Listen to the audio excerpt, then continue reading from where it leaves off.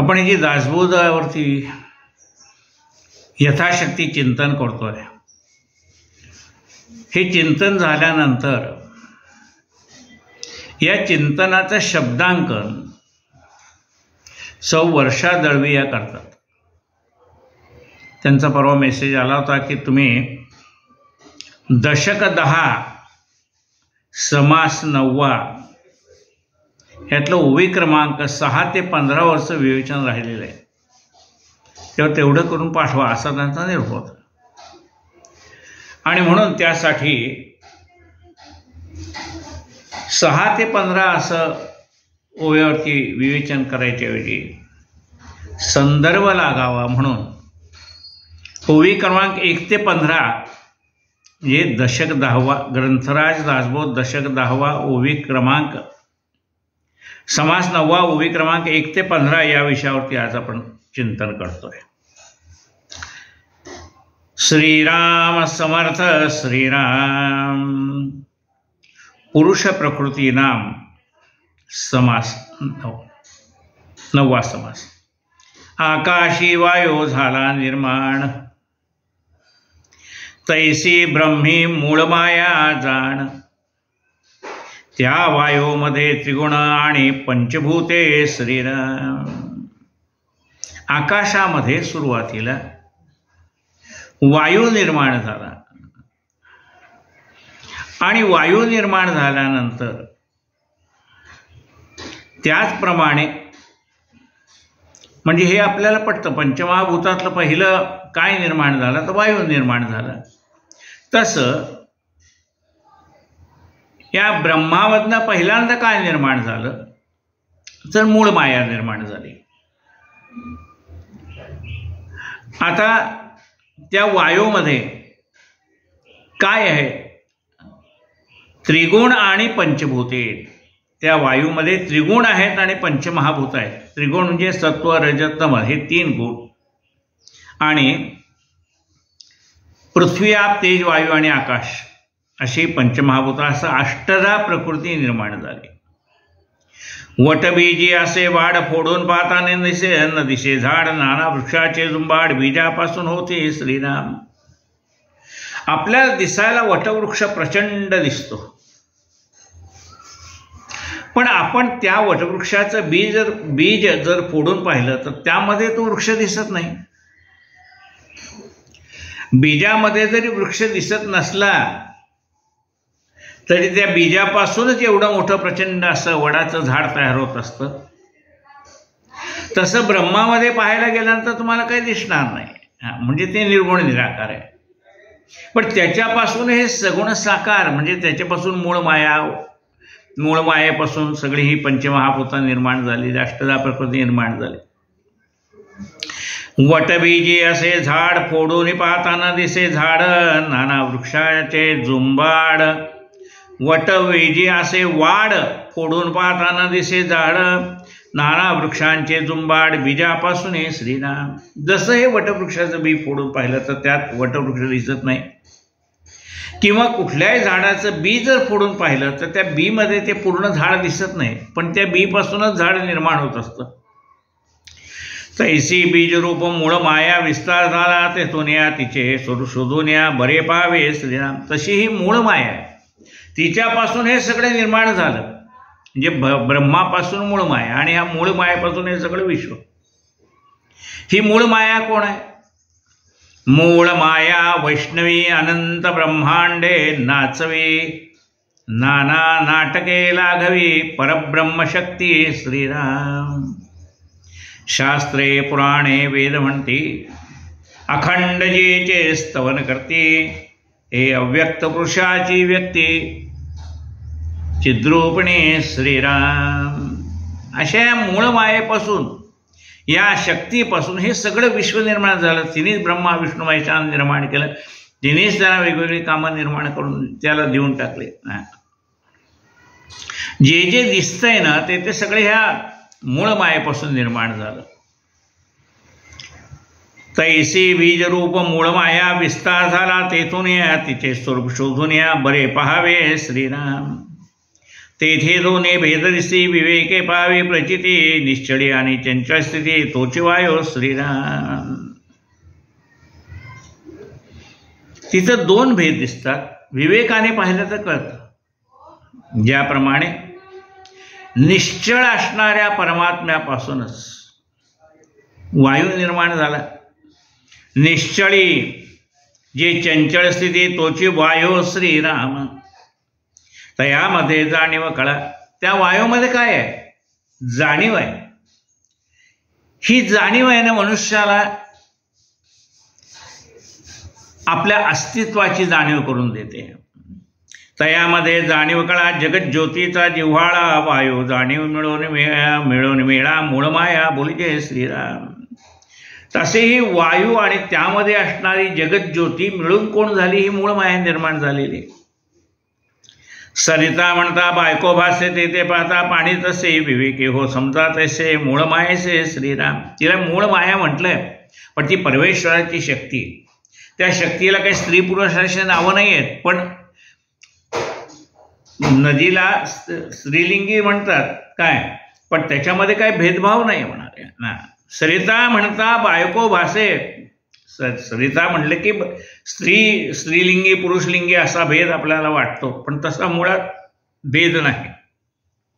सरिता म्हणता बायको भासे तेथे पाहता पाणी तसे विवेकी हो समजा तसे मूळ मायेसे. तसं विवेकी माणसाने समजावं. ही मूळ माया म्हणजे त्या परब्रह्माची शक्ती आहे.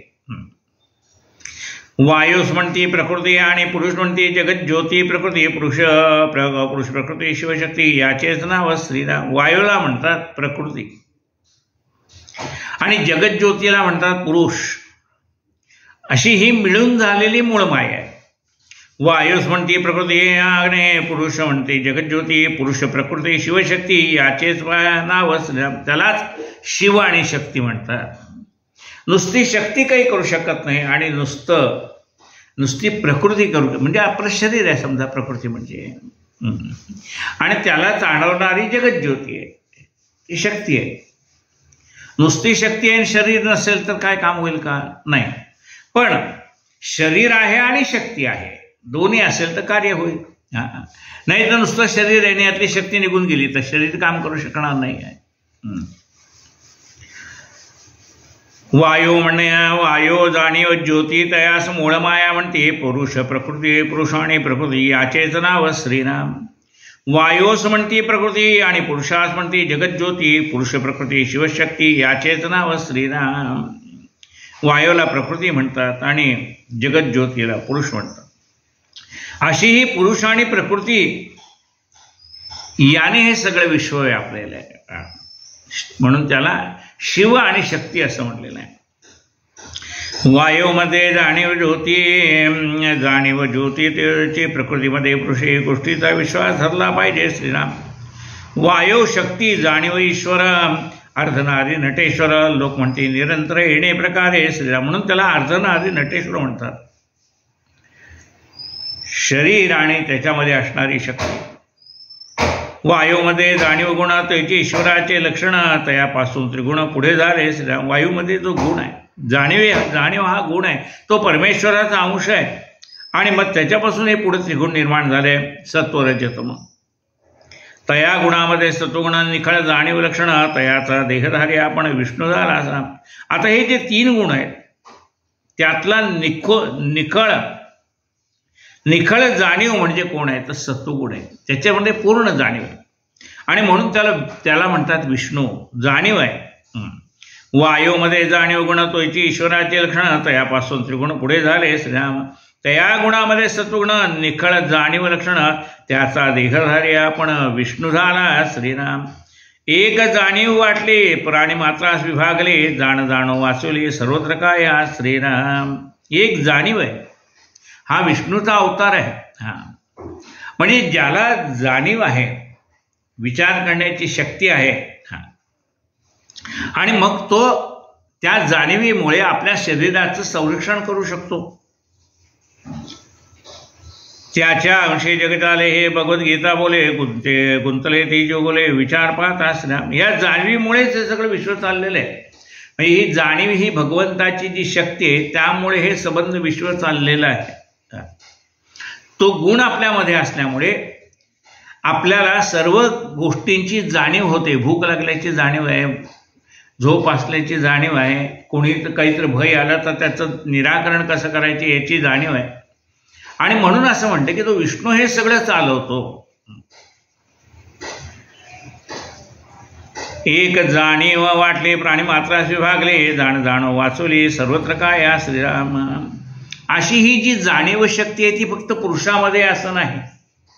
यच्च्यावत 184 योनीमध्ये ही जाणीव आहे. आणि म्हणूनच प्रत्येक जीव आपापलं रक्षण करण्यासाठी प्रयत्न करतो. आपल्याला जशी भूक लागलेली कळतं तसं इतर जीवाला कळतं, आपल्याला झोप आलेली कळते तसं इतर जीवाला कळतं. ही जाणीव आपल्यामध्ये ना तशी त्याच्यामध्ये पण आहे. म्हणजे आहार निद्रा भय मैथुनांचे हे सगळे यच्च्यावत 184 प्राणीमात्राला कळतच आहे, कारण त्यांच्यामध्ये ती जाणीव शक्ती आहे.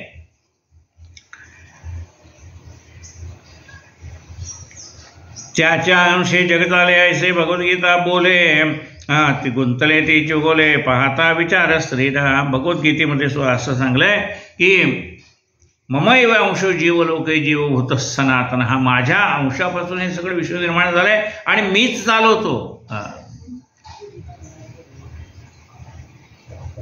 माझ्यापासून सगळं झालंय. कौरवात मी पांडवात मी अणुरेणुत भरलो. मीच चालवी, मी घडवणाराही मीच आहे आणि मोडणारा सुद्धा मीच आहे. सगळं माझ्याजवळ आहे. त्याच्या अंशी जगत आले असे भगवद्गीता बोले, गुंतले ती चुगोले विचार पाहतास. म्हणजे जी माणसं गुंतली ते याचा अर्थ विचाराच्या गुंत्यामध्ये पडलेली आहेत ती माणसं ज्या वेळेला भगवद्गीता वाचतात, एखाद्या अधिकारी व्यक्तीच्या मुखातनं भगवद्गीता ऐकतात, त्यावेळेला त्यांच्या मनातला सगळा गुंता म्हणजे सगळे संशय नाहीसे होऊन जातात. एक जाणीव वाटली प्राणीमात्रास विभागले, जाण जाणो वाचवली सर्वत्र काय या. तसा प्रत्येक जीव आपला स्वतःचा प्रत्येक प्राणी आपला स्वतःचा जीव वाचवण्याचा प्रयत्न करतो. तेचे नाव जगत ज्योती प्राणीमात्र तिचे जिती, याची रोकडी प्रचिती प्रत्यक्ष पाहावी श्रीराम. तिला जगत ज्योती म्हणतात. अंतरीचा ज्ञान दीप मालवून कोरी. ही जगज्योती प्रत्येकाच्या अंतःकरणामध्ये आहे. ती जाणीव शक्ती आहे. तिच्यावर काजळी बसता उपयोग नाही. ती आपली जाणीव सदैव तेजस्वी राहायला पाहिजे. एक जाणीव वाटली प्राणीमात्रास विभागले, जाण जाणो वाचवले सर्वत्र काय यास नाम. येचे नाव जगज्योती प्राणीमात्र तिचे निजिती, याची रोकडी प्रचिती प्रत्यक्ष पाहावी श्रीराम. याची आपल्याला रोकडी प्रचिती दिसते. म्हणजे हे काही अनुमान नाही, असं असं असेल तसं असेल असा अनुमान नाही. ही प्रत्यक्ष रोकडी प्रचिती आहे. म्हणजे प्रत्यक्ष आपल्याला दृष्टीने दिसतं त्याला रोकडी प्रचिती असं म्हटलंय. तिकडे समोर डोंगरावरती धूर चाललेला आहे म्हणजे कुठं तरी अग्नी पेटलेला आहे हे अनुमान झालं. आणि प्रत्यक्ष दाखवलं आहे बघा, इथं अग्नी पेटलाय आणि हे अग्नीचं धूर आहे. रोकडी प्रचिती आपल्या प्रत्यक्ष नजरेला दिसला, अनुमानाचा प्रश्नच नाही आहे तिथे. आता रोकडी प्रचिती काय? पक्षी श्वापद किडा मुंगी कोणी एक जगी प्राणी जगी, जाणीव खेळी त्यांच्या अंगी निरंतर श्रीराम.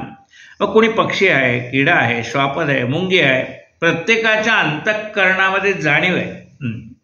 जाणून काया पडविती तेरे गुणे वाचते, दळते आणि लपते जाण जाणो श्रीराम. ते आपला जाणतात. कुठे खाद्यपदार्थ आहे तिथपर्यंत आपल्याला कसं पोहोचायचं आहे, वाटेमध्ये अडचणी आल्या तर कशा पार करायच्या, ही जाणीव आहे त्यांना. प्रत्येक जीव आहे तो खाद्य आपलं शोधतोच ना.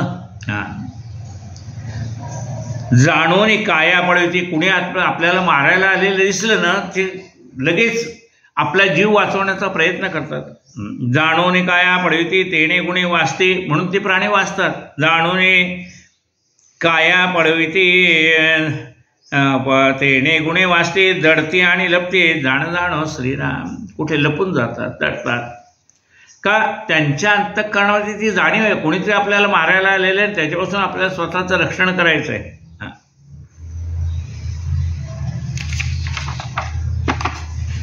हा पूर्णच घेऊन समास, त्यांना त्यातलं जेवढं घ्यायचं तेवढं घेतील.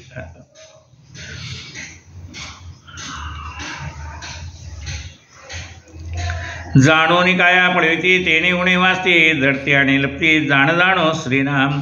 अवघ्या जगास वाचविती म्हणून नावे जगज्योती, ते गेली या प्राणी मरती जेथील ते श्रीराम. अवघ्या जगास वाचविती म्हणून नावे जगज्योती. ह्या सगळ्या जगाला ते वाचवत आहेत. म्हणजे कोण वाचवत आहे? जाणीव शक्ती. ह्या जगामध्ये सगळी प्राणीमात्र आहेत ना, लक्षात येऊन काही बघा अत्यंत थंड प्रदेशात राहतात, काही अत्यंत उष्ण प्रदेशात राहतात, काही समशीतोष्ण प्रदेशात राहतात. प्रत्येक प्राणी आपल्या आपल्या शरीराचं कसं रक्षण करायचं त्याचा विचार त्याला आहे. ती जाणीव कळाय म्हणून तर ते थंडी वाऱ्यापासून आपलं रक्षण करू शकतात. अवघ्या जगात वाचवती म्हणून नावे जगज्योती, ते गेले प्राणी मरती जेथील ते श्रीराम. अशी ही जाणीव कळा. प्रत्येकाच्या अंतःकरणातला परमेश्वराचा अंश तो आहे. तोपर्यंत आपण जगलोय, तो निघून गेला की आपण संपलो. प्राणी मरती असं म्हणते. ही जगज्योती ज्यावेळेला यातनं ही ज्योत आहे परमेश्वरी, ती ज्यावेळेला निघून जाईल जाणीव, त्यावेळेला आपण मृतप्राय होतो. मुळीचे जाणीवेचा विकार पुढे झाला विस्तार, जैसे उदकाचे तुषार अनंतरीण श्रीराम. मुळात जाणीवेचा विकार आहे. आणि मग जसे पाणी वरून पडल्यानंतर त्याचे असंख्य तुषार उडतात तसं आहे अनंत रेणू. जाणीवेचे अनंत रेणू आहेत. अनेक प्रकारची जाणीव आहे. सदा विचरते वायुस्वरूपे स्वइच्छा पाळते रूपे, अज्ञान प्राणी भ्रमे संकल्पे ते असं वाटते श्रीराम. वायुस्वरूप आहेत. सगळे देवसुद्धा कसे वायुस्वरूप आहेत. स्वइच्छा पाळते रूपे अज्ञान प्राणी भ्रमे संकल्पे ते असं वाटते श्रीराम. अज्ञान प्राणी त्यांच्या मनामध्ये भ्रम आहे. अमुक अमुक संकल्प करायला पाहिजे, अमुक भ्रम आहे. सगळं जर भगवंताच्या इच्छेने चालतं, तिथं आपल्याला काय करायचं आहे? आपल्याला काही करायचं नाही, त्याच्या इच्छेने सगळं चाललंय ना. पण माणसाला एक भ्रम असतो. ज्ञात्याशी अमुक अमुक असा संकल्प करतो. आधी जे काय घडायचं ना ते त्याच्या इच्छेने घडणार आहे, तुझ्या संकल्पाने थोडंच घडणार आहे. ते सगळं त्याच्या इच्छेने चाललेलं आहे. बघा काय म्हटलंय, ज्ञानी मनुष्य कुठल्याही प्रकारचा संकल्प करत नाही. आपण सामान्य माणसं संकल्प करतो, पण ज्ञानी मनुष्य संकल्प करत नाही. का? ज्ञात्याशी संकल्पचे असे ना, ज्ञानी माणसाला कुठला संकल्पच तसं नसतोय. का नसतो? तो म्हणतो झाडाचेही पान हाले त्याची सत्ता. झाडाचं पान सुद्धा त्याच्या सत्तेशिवाय हलत नाही. मग जे काय असेल ते भगवंत ठेविले आनंद तसेच राहावे चित्ती असू द्यावे समाधान. तो ठेवेल त्या परिस्थितीत आपण आनंदाने राहावं त्याला माहीत असतंय. त्यामुळे तो कुठलाही संकल्प करत नाही. आपला काय संकल्प आहे? भगवंताचा जो संकल्प तोच आपला संकल्प. त्याची इच्छा असेल तसं घडेल. ज्ञात्याशी संकल्पचे असे ना म्हणून त्याचे बाधवे ना, या कारणे आत्मज्ञान अभ्यासावे. ज्ञानी माणसाला संकल्पच नसतो आणि मग त्याला बाधाही नाही, कुठल्या प्रकारची बंधनात पडायचं कामही नाही. म्हणून ते जे आत्मज्ञान आहे त्याचा अभ्यास करावा. जे ज्ञानी मनुष्य संकल्परहित कसा झाला आहे ते जर शिकून घ्यायचं असेल तर त्या ज्ञानी माणसाला शरण जायला पाहिजे की अरे बाबा संकल्परहित व्हायचं म्हणजे कसं व्हायचं ते आम्हाला शिकवा. आम्हाला आत्मज्ञान शिकवा म्हणजे आम्हाला संकल्परहित होता येईल. ज्ञात्याशी संकल्पचे असे ना म्हणून त्याचे न बाधवे ना, याचे त्यांचे न बाधवे ना, या कारणे आत्मज्ञान अभ्यासावे श्रीराम. अभ्यासले आत्मज्ञान सर्व कार्य कर्मासोय अखंडन, हे रोकडी प्रचित प्रमाण संदेह नाही श्रीराम. अभ्यासले आत्मज्ञान. आत्मज्ञानाचा अभ्यास केल्यानंतर म्हणजे कर्माचं खंडन कसं करायचं हे कळतं. याचा अर्थ काय? म्हणजे आपण काही कर्म केलं की त्याचं पापात किंवा पुण्यात रूपांतर होत असतं. पापात किंवा पुण्यात रूपांतर होत असतं. मग जे काही कर्म केले ते भोगण्यासाठी पुन्हा जन्माला यावं लागतं. मग ही कर्माची खंडना कशी करायची? कर्माची खंडना झाली की जन्म मृत्यूचा पसारा संपला.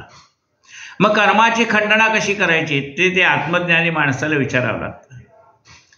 मग तो सांगतो की अरे बाबा तू जे काही प्राक्तन भोगतोस ना ते भोगून संपव, म्हणजे पुढच्या जन्माला काही शिल्लक राहणार नाही.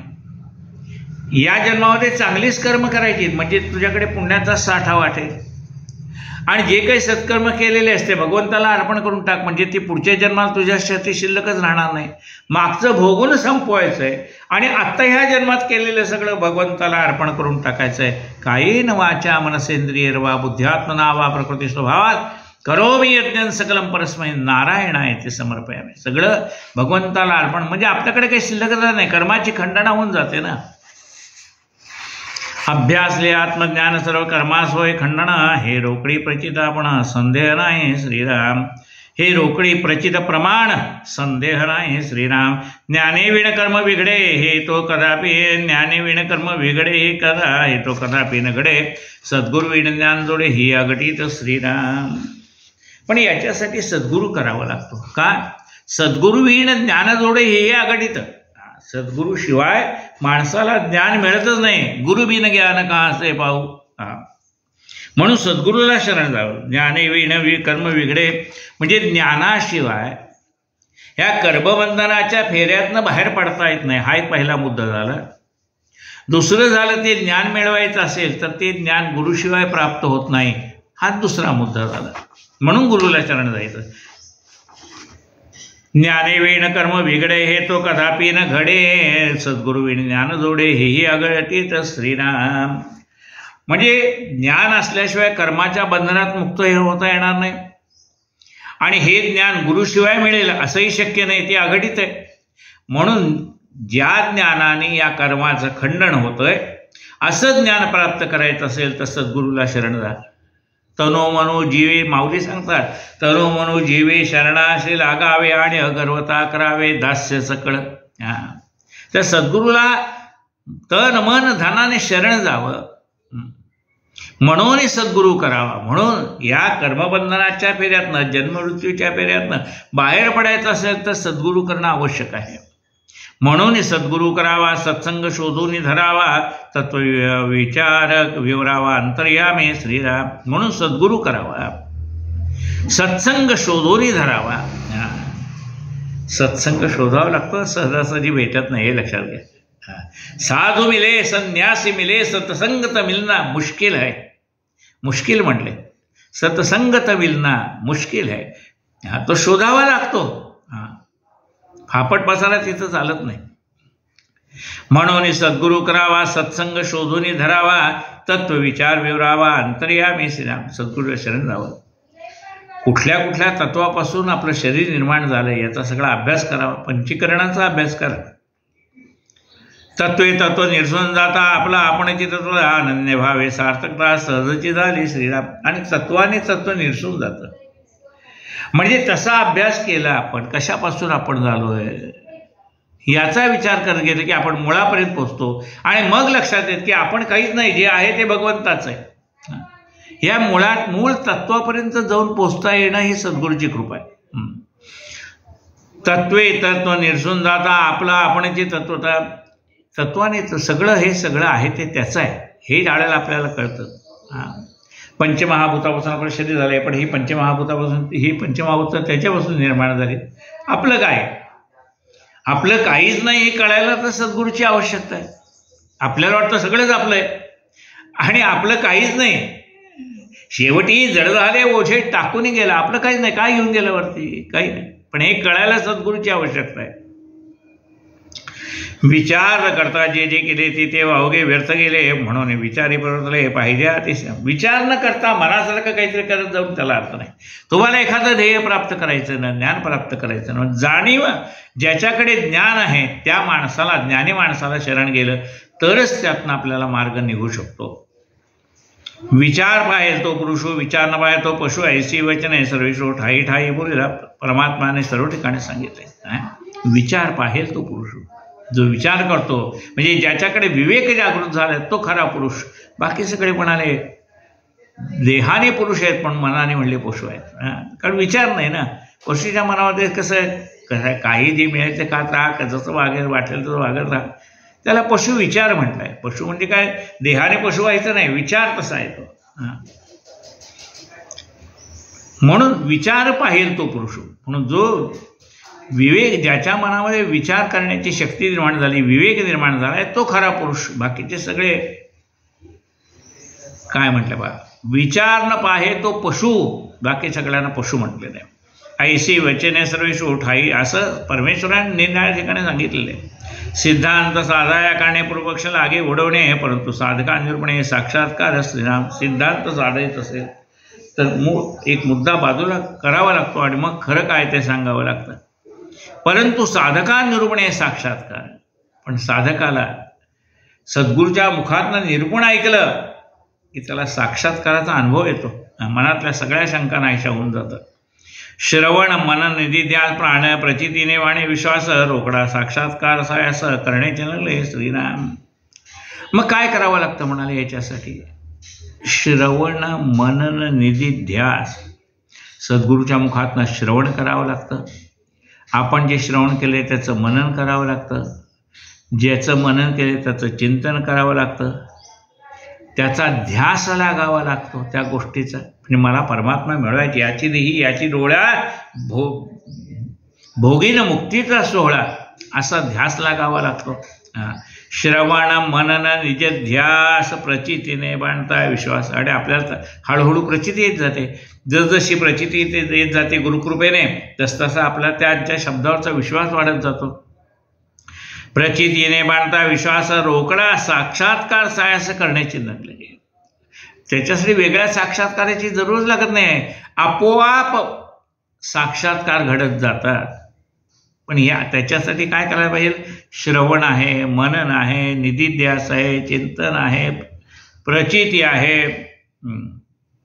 इथे श्री दासबोधे कृषी समाधे पुरुष प्रकृती नाम समाज श्रीराम समर्थ जय जय श्रीराम समर्थ श्रीराम जय जय रघुवीर समर्थ. झाले साधनाचे फळ संसार झाला सफळ निर्गुण ब्रह्मते निश्चळ अंतरी बिंबले श्रीराम. हिसेब झाला मायेचा झाला निवाडा तत्वांचा साध्य होता साधनाचा ठाव नाही श्रीराम. स्वप्नी जे जे देखले ते ते जागृतीस उडाले सहज अनुराच्य झाले बोलता नाही श्रीराम. ऐसे हे विवेके जाणावे प्रत्येक खुणेस बाणावे जन्म मृत्यूच्या नावे शून्याकार श्रीराम. भक्ताचे निसाभिमाने कृपा केली दाशरथीने समर्थ कृपेची वचने तो हा दासबोध श्रीराम. 20 दशक दासबोध श्रवणद्वारे घेता शोध. 20 दशक दासबोध श्रवणद्वारे घेता शोध म्हणून करतास विशद परमार्थ होतो श्रीराम. 20 दशक 200 समास साधके पाहावे सावकाश विवर्ता विशेष कळो लागे श्रीराम. ग्रंथाचे करावे स्तवन स्तवनाचे काय प्रयोजन येथे प्रत्यास कारण प्रत्यय भावा श्रीराम. देहे तवपाचा भूताचा करता आत्मा तेथीचा आणि कवित्व प्रकार मनुष्याचा कशावरून श्रीराम. सकळ करणे जगदीशाचे आणि कवित्वाचे काय मनुष्याच्या ऐशा प्रमाण बोलण्याचे काय घ्यावे श्रीराम. सकळ देहाचा झाडा केला तत्वसमुदाय उडाला तेथे कोण्या पदार्थाला पुढे म्हणावे श्रीराम. ऐसी ही विचाराची कामे उगेच भ्रमो नये भ्रमे जगदीश्वरी अनुक्रमे सकळ केले श्रीराम. इति श्रीदासबोधे गुरुशिष्यमादे विमाळ ब्रह्मनिर्गुण समाज दशम श्रीराम समर्थ श्रीराम जय जय रघुवीर समर्थ. वेदांत संमतीचा काव्य सिंधू भरला श्रुतिशास्त्र ग्रंथ गीता साक्ष संगम केला महानुभाव संत जनी अनुभवचा केला. अज्ञान जड जीवा मार्ग सुगम झाला. जय जय दासबोधा ग्रंथ राजा प्रसिद्धा आरती ओवाळीन विमळ ज्ञान बाळबोधा. जय जय दासबोधा नवविधा भक्ती पंथे रामरूप अनुभवी चातुर्य निधी मोठा माया चक्र उगवी. हरिहर हृदयीचे गुह्य प्रगट धावी बद्धची सिद्ध झाले असंख्यात मानवी। जय जया दासबोधा ग्रंथ राजा प्रसिद्धा। आरती ओवाळीन विमळ ज्ञान बाळबोधा। जय जया दासबोधा। 20 ही दशकीचा अनुभव जो पाये। नित्य नेम विवरिता स्वयं ब्रह्माची होय। अपार पुण्य गाठी तरी श्रवण लाये। कल्याण लेखकाचे भाव गर्भ हृदय लये। जय जया दासबोधा ग्रंथ राजा प्रसिद्धा। आरती ओवाळीन विमळ ज्ञान बाळबोधा। जय जया दासबोधा। जय जय रघुवीर।